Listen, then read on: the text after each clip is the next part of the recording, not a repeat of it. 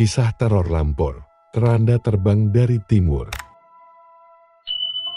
Malam di desa Manggisan selalu dingin dan lembab, seolah menyimpan sesuatu yang tidak ingin diungkap.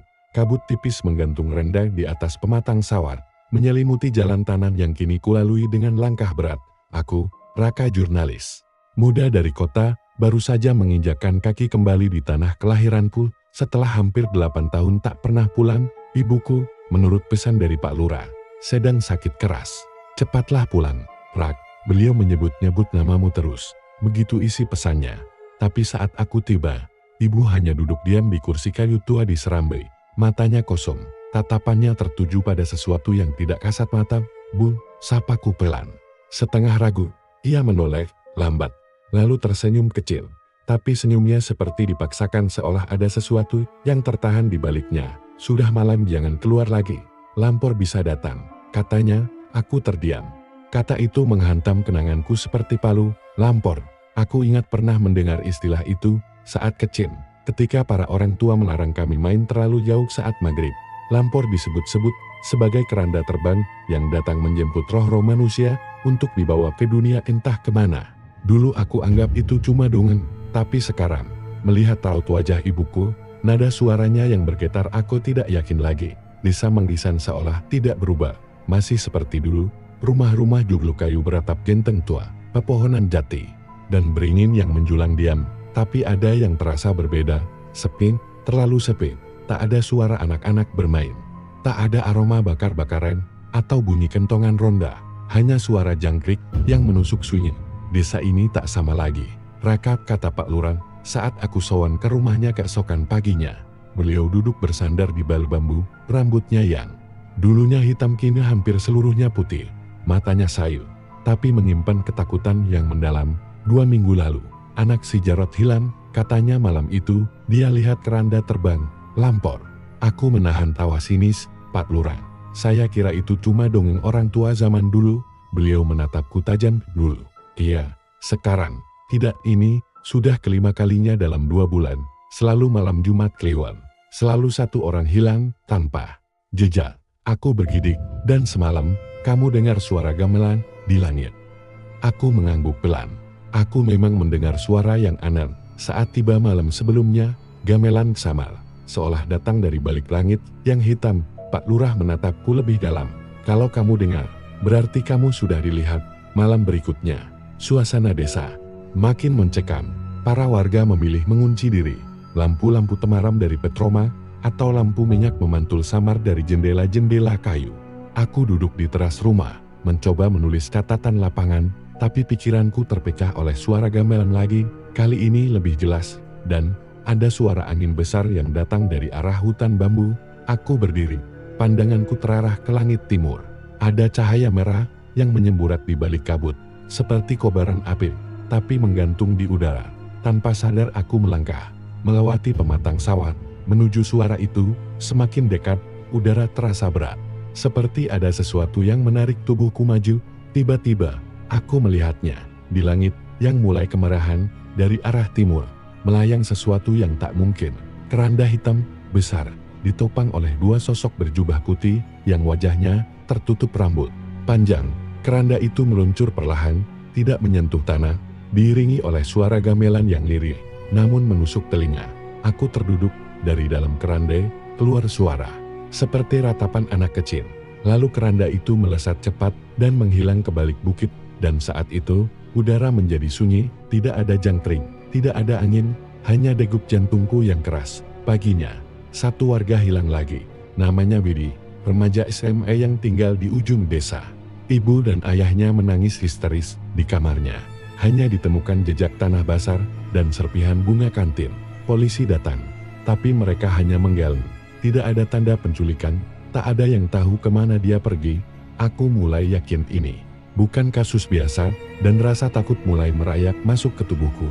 Apalagi saat ibuku, yang biasanya diam, mulai bicara sambil menangis. Seharusnya kamu tidak pulang, Raka. Seharusnya kamu tetap di kota, karena kamu sudah diberi tanda sejak lahir. Aku tertegun. Tanda apa, Bu? Ia membuka lemari tua dan mengeluarkan kalung kecil dari benang hitam. Di dalamnya ada potongan kain kafan itu. dari bapakmu, diberikan Mbah Karso malam kamu lahir. Katanya, untuk melindungimu dari yang datang dari timur. Aku menggenggam kalung itu, rasanya dingin, seperti baru saja keluar dari tanah basah. Lampor bukan cuma mitos, nak. Mereka datang, karena dulu, keluarga kita pernah membuat perjanjian. Aku menelan ludah. Perjanjian? Perjanjian dengan siapa? Tiba-tiba, suara angin keras terdengar lagi. Jendela rumah terbuka sendiri. Tirai tersibat di luar, langit menjadi merah pekat, dan dari kejauhan, suara gamelan kembali terdengar. Kali ini, lebih cepat, lebih mencekam. Aku berdiri, dan langkah kakiku membawaku kembali ke hutan bambu. Meski tubuhku bergetar, dan di ujung hutan, di sana, aku melihat keranda itu datang lagi. Aku berdiri membeku, angin mengoyak tubuhku, seperti mendorongku untuk sujud pada sosok yang kini melayang tak jauh dariku. Keranda hitam itu turun, tidak menyentuh tanah, melayang 1 meter di atas permukaan tanah basah. Di kedua sisinya, 2 sosok tinggi berjubah putih berdiri kaku. Wajah mereka tersembunyi di balik rambut panjang yang kusut dan menggantung seperti akar pohon tua. Mereka tidak bergerak, tapi mataku tertuju pada keranda itu. Suaranya bukan suara kayu tua berderak, melainkan ratapan tangisan yang tidak terdengar seperti manusia, seperti ratusan anak-anak menangis dalam perut keranda itu. Tiba-tiba, salah satu sosok itu membuka mulutnya. Raka. Suara itu datar, namun menusuk langsung ke dadaku. Suara tanpa emosi, tapi penuh beban. Aku terjatuh ke tanah. Tubuhku membeku, otot-ototku seperti tak mau bekerja, dan dalam sekejap, semuanya lenyap. Angin berhenti, keranda menghilang, sosok berjubah putih sirna, hanya kabut tebal dan sunyi menggantung di udara. Aku berlari pulang, napasku tak karuan, keringat dingin membasahi tubuhku meski udara malam begitu menggigit. Sesampainya di rumah, aku mendapati ibuku duduk di depan tungku, matanya kosong, memegang kain kafan kecil seperti sedang merapal doa. Dia memanggilmu, ya? Tanyanya tanpa menoleh. Aku diam, tapi tubuhku gemetar tak karuan. Ibuku menangis. Aku sudah tahu sejak kamu bayi, bahwa satu saat, keranda itu akan datang dan menyebut namamu. Pagi harinya, aku pergi mencari Mbah Karso, satu-satunya orang yang disebut ibuku sebagai penjaga rahasia keluarga. Rumah Mbah Karso berada di pinggir desa, di balik kebun bambu lebat. Rumahnya sederhana, berdinding gedet, dan beratap rumbia. Tapi begitu kakiku menapak halaman rumah itu, udara terasa aneh, hening berat. Mbah Karso sedang duduk bersila di bawah pohon keluak. Wajahnya keriput, kulitnya seperti kulit ular tua, tapi matanya masih menyala seperti bara. Kau Raka Hiu? Tanyanya lirih. Anak Suminah Putun Marso. Aku mengangguk pelan. Lapo kau mulih saiki? Kenapa kamu pulang sekarang? Karena keranda itu muncul lagi, dan dia memanggil namaku. Mbah Karso menarik napas dalam-dalam. Lalu ia mempersilakanku duduk di depannya. Kau arep krungu sejatin Lampor.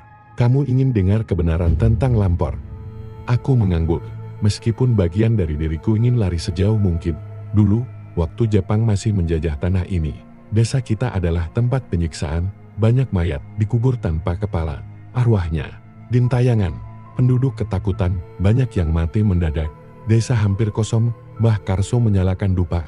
Asap tipis mulai membumbung, mengelilingi kami. Kakekmu, Marso, adalah dukun muda waktu itu. Ia tidak ingin desanya punah, maka dia mencari bantuan dari alam lain. Aku menahan napas. Dia naik ke puncak Gunung Sindoro, dan di sanalah ia membuat perjanjian. Ia bertemu dengan penjaga antara roh wanita penjaga keranda. Ia meminta keselamatan bagi desa, dan keranda itu datang. Ia menyapu bersih roh-roh penasaran. Sebagai gantinya, tiap generasi, satu darah Marso harus menjadi tumbal. Aku menelan ludah itu. Berarti aku? Ya, jawab Mbah Karso, kamu adalah generasi ketiga, tumbal berikutnya. Aku bangkit berdiri. Tidak mungkin. Aku tidak percaya ini, tidak masuk akal. Tapi Mbah Karso mengeluarkan lembaran lontar tua, bertuliskan aksara Jawa kuno. Di sana tertera simbol keranda dan nama Marso Suminah Raka. Hari itu aku pulang dengan kepala kosong, tapi malamnya, mimpi buruk datang. Aku berdiri di tengah hutan, dikelilingi api dan suara tangisan anak-anak. Keranda melayang di atas kepalaku. Di dalamnya, ibuku mengulurkan tangan sambil menangis. Ampuni ibu, nak, ibu tidak bisa melindungimu. Aku terbangun dengan tubuh basah keringat. Di luar, Suara gamelan kembali terdengar, tapi kali ini di depan rumahku. Aku berlari ke jendela, tapi tak ada apapun, sampai kudapati sehelai kain kafan basah tergeletak di depan pintu rumah, dan di atasnya tertulis dengan aran, "Jumat Kliwon berikutnya, saatnya." Aku putuskan pergi dari desa, tapi setiap kali aku melangkah menuju jalan keluar, tubuhku melemah, kepalaku sakit, bahkan ban motorku kempes tanpa sebab, seolah desa ini tidak mengizinkanku pergi. Aku kembali ke rumah ibuku, duduk di serambi sambil memandangi langit, dan saat itulah Pak Lurah datang tergesa-gesa, wajahnya pucat. "Rak, Mbah Karso, kenapa?" "Rumahnya terbakar semalam, hangus, tidak ditemukan jasadnya." Aku berlari ke sana. Rumah Mbah Karso tinggal abu, asap masih mengapun, tapi dari puing-puing yang menghitam, aku melihat sesuatu yang aneh. Sebuah topeng kayu setengah terbakar, dan segumpal rambut panjang yang basah. Aku tak tahu bagaimana itu bisa ada di sana. Tapi saat menyentuh rambut itu, suara anak-anak menangis kembali terdengar di kepalaku, dan malam itu, satu suara muncul dalam mimpiku. Lebih jelas dari sebelumnya, 3 hari lagi, Rakan bersiaplah. Aku tak bisa tidur, tak bisa makan. Aku hanya menatap langit tiap malam, menunggu sesuatu, sampai akhirnya, malam Jumat Kliwon itu datang. Aku duduk di teras, kain kafan pemberian ibuku di leherku, lonceng angin di sudut rumah berbunyi sendiri, meski tak ada angin. Anjing-anjing menyalak dari arah barat, burung hantu menjerit dari arah timur, dan saat tengah malam lewat 5 menit, langit menjadi merah, dan dari balik hutan bambu, keranda itu datang lagi. Tapi kali ini, bukan hanya keranda, di belakangnya, barisan orang-orang berpakaian putih, tubuh mereka menggantung di udara. Wajah mereka hancur, seperti korban kecelakaan atau pembunuhan, dan di antara mereka, aku melihat wajah Widi, anak yang hilang minggu lalu, matanya kosong, mulutnya terbuka. "Tolong aku," bisiknya. Keranda berhenti tepat di depan rumahku, dan kali ini, aku tahu, aku tak punya pilihan selain menghadapi takdir ini. Suasana malam itu terlalu sunyi, bahkan jangkrik pun bungkam, hanya detak jantungku yang berdentum keras dalam dada, seirama dengan gemuruh langkah barisan gaib yang kini berdiri di depan rumah. Keranda hitam itu menggantung diam, seolah menunggu. 2 sosok berjubah putih masih berdiri kaku di sampingnya, dengan rambut kusut yang menyapu udara malam. Di belakang mereka, barisan arwah-arwah mati berdiri. Wajah mereka tak lengkap, ada yang tanpa mata, ada yang tanpa rahan, tapi semua memandang ke arahku. Dan dari dalam keranda itu, terdengar lagi suara lirih, "Raka." Aku tak bisa menggerakkan tubuhku, kakiku tertanam di tanah. Tapi entah dari mana, ibuku tiba-tiba muncul di sampingku, wajahnya pucat, tangannya gemetar. "Jangan kau ikuti panggilan itu, Nak. Jangan." Tapi tubuhku seperti diseret oleh kekuatan yang tak terlihat. Langkah demi langkah, aku maju, menuju keranda itu, sampai tiba-tiba beruk. Seseorang menarik lenganku, aku terjatuh ke tanah. Sosok itu adalah Pak Lurah. "Masuk rumah, sekarang," bentaknya. Ia menarikku dan menyeret tubuhku masuk ke dalam rumah. Lalu dengan cepat, ia menutup semua jendela dan pintu dengan daun kalor dan bubuk arang. Dari balik celah jendela, kami melihat keranda itu berputar sekali di udara, lalu perlahan melayang mundur, sebelum akhirnya menghilang ke arah bukit. Kami semua terdiam, keringat membanjiri tubuh, napas tak beraturan. Pak Lurah menatapku lama. "Kamu harus tahu yang sebenarnya. Ini bukan cuma soal tumbal. Ini soal dosa masa lalu." Aku menatapnya bingung. "Dosa siapa?" Pagi harinya, aku, Pak Lurah, dan ibuku pergi ke pemakaman lama di pinggir desa.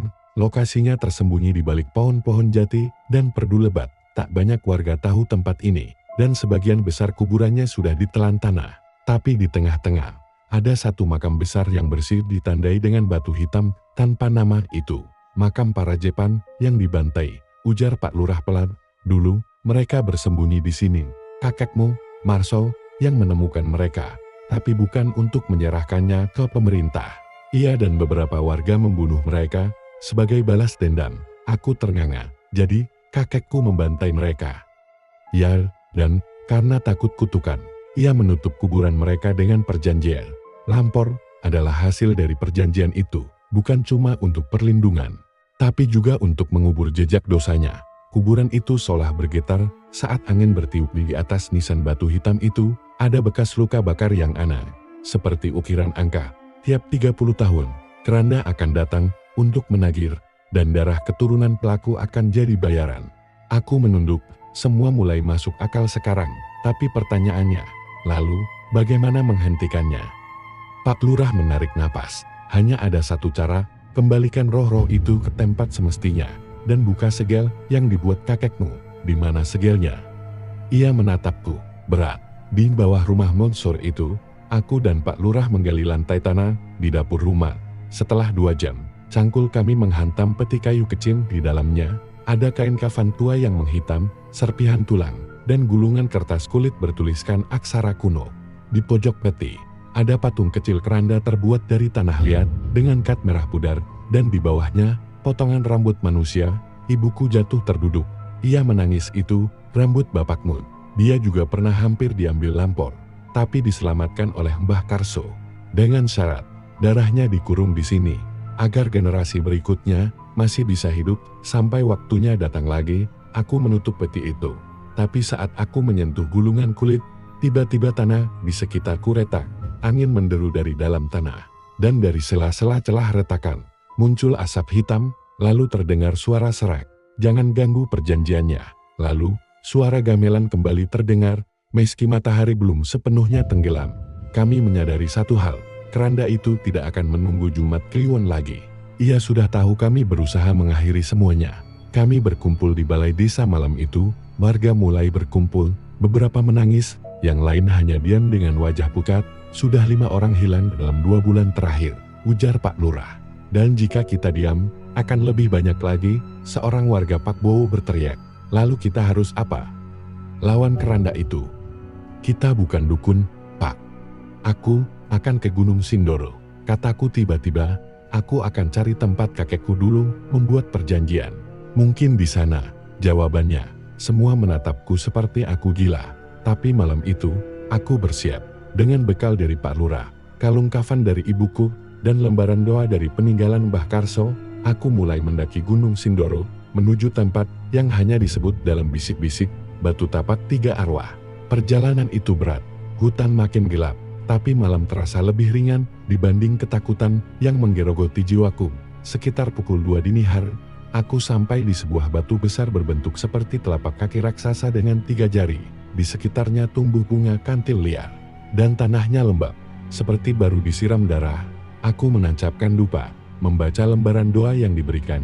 Saat aku membaca bait terakhir, angin besar datang dari belakang, dan ketika aku menoleh, keranda itu muncul dari balik kabut, tapi kali ini terbuka, dan di dalamnya aku melihat diriku sendiri, terbaring dengan mata kosong dan dada robek, dan di sebelahku ada anak kecil matanya putih semua, memegang mainan keranda dari tanah liat. Bergabunglah, waktumu sudah tiba.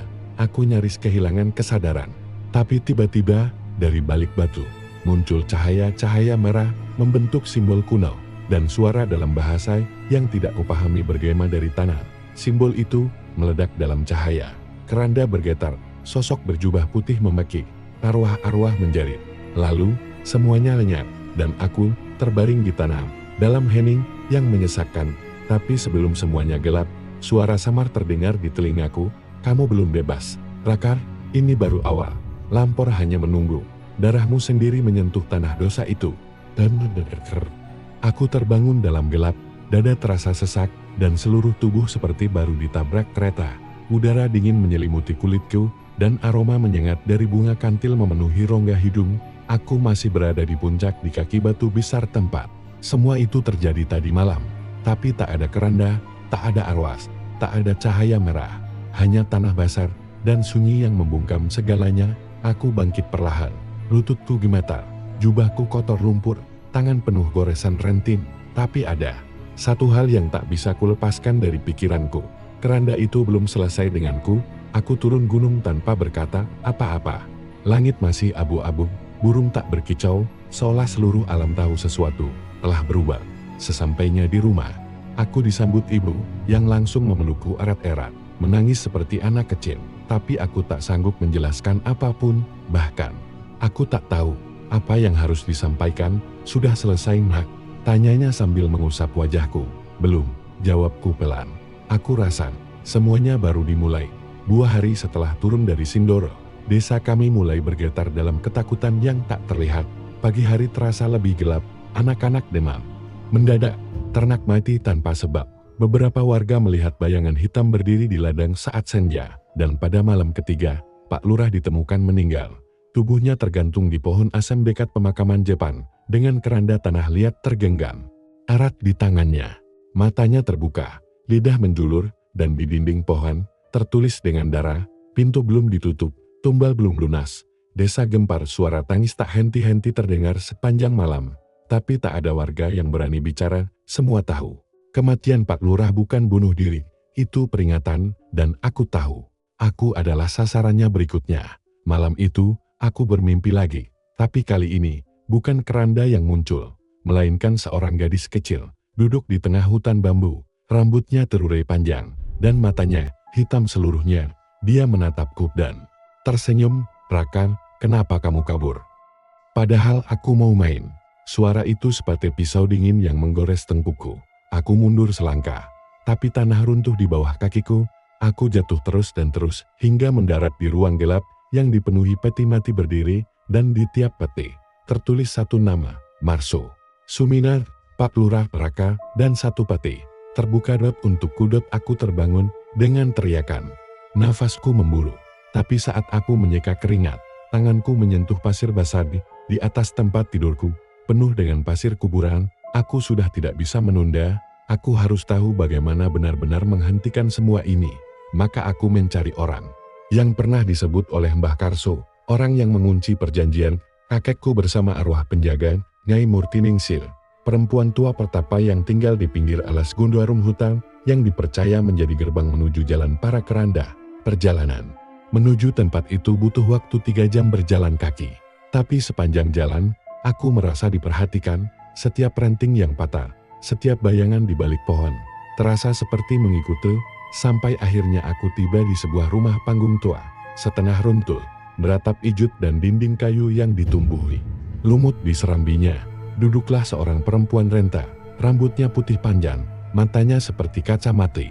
Namun tangannya menumbuk tanah liat merah yang dibentuk menyerupai keranda kecil. Tanpa menoleh, dia berkata lirih, "Raka, Putu Marso, sudah waktunya kamu datang."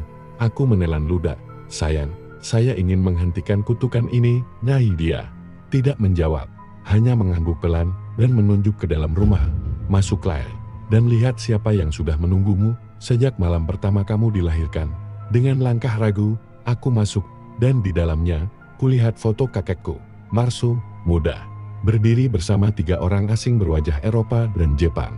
Di bawahnya tertulis, "Perjanjian tahun 1944, satu darah, satu roh, satu tumbal." Tiap generasi. Nyai Murtiningsih duduk di belakangku. Perjanjian itu dibuat dengan 2 dunia, dunia manusia, dan dunia pembawa keranda. Mereka tak bisa lagi dibatalkan. Kecuali kamu menukar posisimu.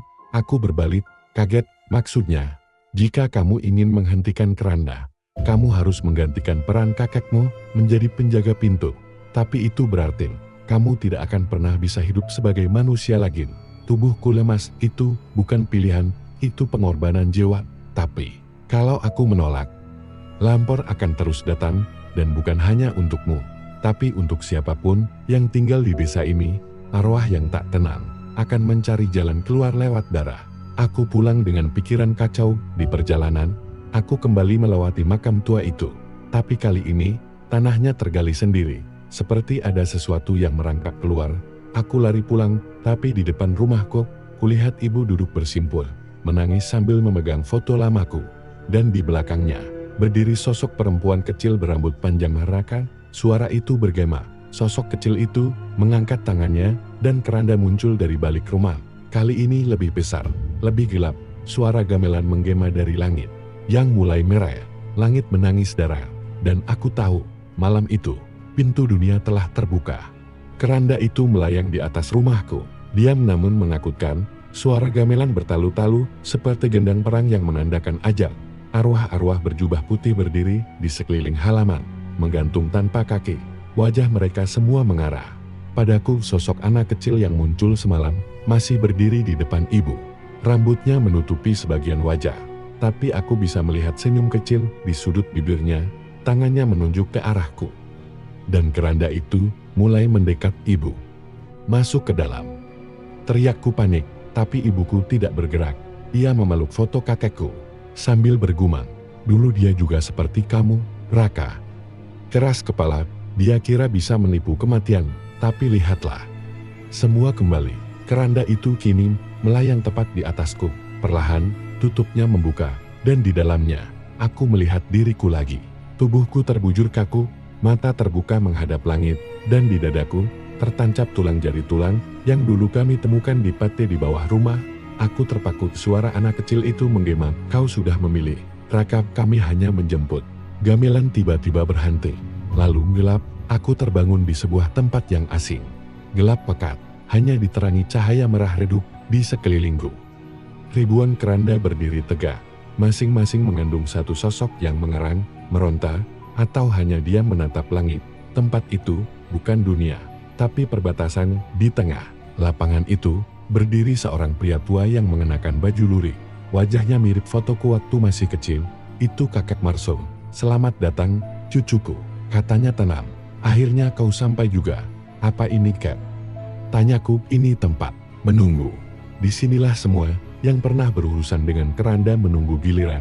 Kau sekarang bagian dari mereka, tapi aku belum mati, belum. Tapi sudah terikat." Aku mencengkeram kerah bajuku. "Aku tak terima. Ini semua ulahmu. Kalau kau tak membuat perjanjian itu, takkan ada yang mati." Ia menunduk, suaranya lirih. "Dan kau pikir aku ingin semua ini? Kami dipaksa, Raka, tahun 1944, ketika desa ini dijarah dan keluarga kami disiksa. Kami tak punya pilihan. Aku hanya ingin melindungi tanah ini. Tapi balasan dari dunia lain tak pernah gratis." Tiba-tiba langit merah membelah. Dari atas muncul sosok tinggi menjulang, tak berwajah, berjubah hitam pekat itu dalang lampor. Ia menunjuk ke arahku. Tanah di bawahku terbuka. Tangan-tangan keriput keluar dari tanah dan mencoba menarikku masuk. Kakekku memelukku. "Sekarang waktumu memilih, Raka. Kau bisa pergi, meninggalkan desa, hidup dan lupakan semua. Atau kau gantikan aku, jaga pintu antara dunia ini dan mereka. Jadi pengikat baru, agar keranda tak datang lagi. Kalau aku jadi penjaga, apakah keranda akan berhenti?" Kakekku menatapku dalam-dalam. "Tidak, tapi desa akan aman. Selama kau menjaga segelnya." Aku menatap tanganku. Luka di telapak itu, bekas terbakar kemarin menghitam, bentuknya seperti huruf Jawa kuno Kasata. Lalu aku mengangguk. "Aku akan jadi pengikatnya." Kakekku tersenyum. Perlahan, tubuhnya berubah jadi abu dan melayang ke udara. Suara arwah-arwah mulai menghilang. Keranda-keranda tertutup satu persatu. Lalu semuanya gelap. Aku kembali terbangun di atas tempat tidur. Nafasku berat, tubuhku sakit, tapi aku hidup di luar rumah. Tak ada keranda, tak ada suara gamelan. Udara terasa ringan, seperti habis hujan panjang. Ibuku masuk ke kamar, wajahnya tenang, tapi matanya sembab. "Kamu pergi selama 2 hari, katanya pelan. Kami pikir kamu sudah dibawa mereka." Aku duduk di dada kiriku.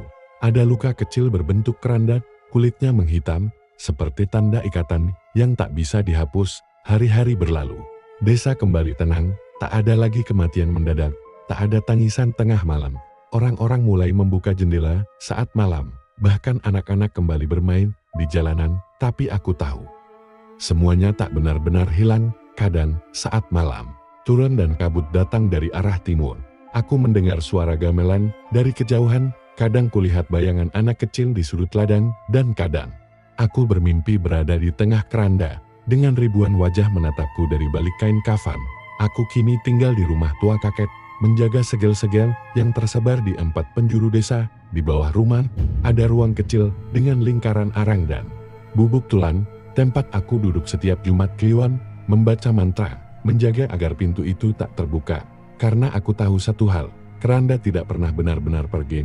Ia hanya menunggu penjaganya lengah, dan saat itu tiba, lampor akan kembali.